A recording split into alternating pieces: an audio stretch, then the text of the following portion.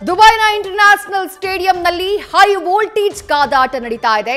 ಭಾರತ ಹಾಗೆ ಪಾಕಿಸ್ತಾನದ ಮಧ್ಯೆ ಸಾಂಪ್ರದಾಯಿಕ ಬದ್ಧ ವೈರಿಗಳ ಮಧ್ಯೆ ಹೈ ವೋಲ್ಟೇಜ್ ಕದನ ನಡೀತಾ ಇದೆ. ಟಾಸ್ ಗೆದ್ದು ಈಗಾಗಲೇ ಪಾಕಿಸ್ತಾನ ಬ್ಯಾಟಿಂಗ್ ಅನ್ನ ಆರಂಭ ಮಾಡಿದೆ.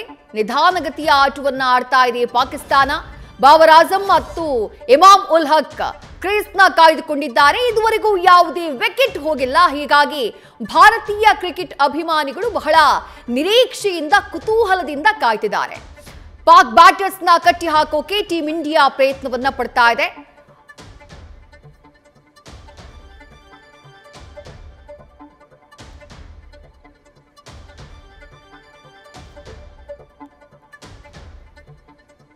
ಭಾರತದ ವಿರುದ್ಧ ಸದ್ಯ ಪಾಕಿಸ್ತಾನ 26 ರನ್ಗಳನ್ನ ಗಳಿಸಿದೆ. ಯಾವುದೇ ವಿಕೆಟ್ ನಷ್ಟ ಇಲ್ಲದೆ ಇಮಾಮ್ ಹಾಗೆ ಬಾಬರ್ ಆಜಮ್ ಇಬ್ರು ಕೂಡ ಕ್ರೀಸ್ನ ಕಾಯ್ದುಕೊಂಡಿದ್ದಾರೆ. 6 ಓವರ್ಗಳ ಮುಕ್ತಾಯಕ್ಕೆ 26 ರನ್ ಗಳಿಸಿದೆ ಪಾಕಿಸ್ತಾನ ತಂಡ. ಟಾಸ್ ಗೆದ್ದು ಬ್ಯಾಟಿಂಗ್ ಅನ್ನ ಆಯ್ಕೆ ಮಾಡಿಕೊಂಡಂತಹ ಪಾಕಿಸ್ತಾನ ನಿಧಾನಗತಿಯ ಆಟವನ್ನ ಆಡ್ತಾ ಇದೆ. ಪವರ್ ಪ್ಲೇನಲ್ಲೇ ಪಾಕಿಸ್ತಾನ ಬ್ಯಾಟರ್ಗಳನ್ನ ಕಟ್ಟಿ ಹಾಕುವಂತಹ ಪ್ರಯತ್ನದಲ್ಲಿ ಭಾರತದ ಬೌಲರ್ಸ್ಗಳಿದ್ದಾರೆ. ಶಮಿ ಹಾಗೆ ಹರ್ಷಿತ್ ರಾಣಾ ಅವರ ಬೌಲಿಂಗ್ನ ನಾವು ಗಮನಿಸಿದ್ವಿ ಆರಂಭದಲ್ಲಿ. ಇನ್ನೂ ಕೂಡ ವಿಕೆಟ್ ಬಿದ್ದಿಲ್ಲ. ವಿಕೆಟ್ ಬಿದ್ರೆ ಭಾರತೀಯ ಅಭಿಮಾನಿಗಳಲ್ಲಿ ಒಂದು ರೀತಿಯಾದಂತಹ ಜೋಶ್.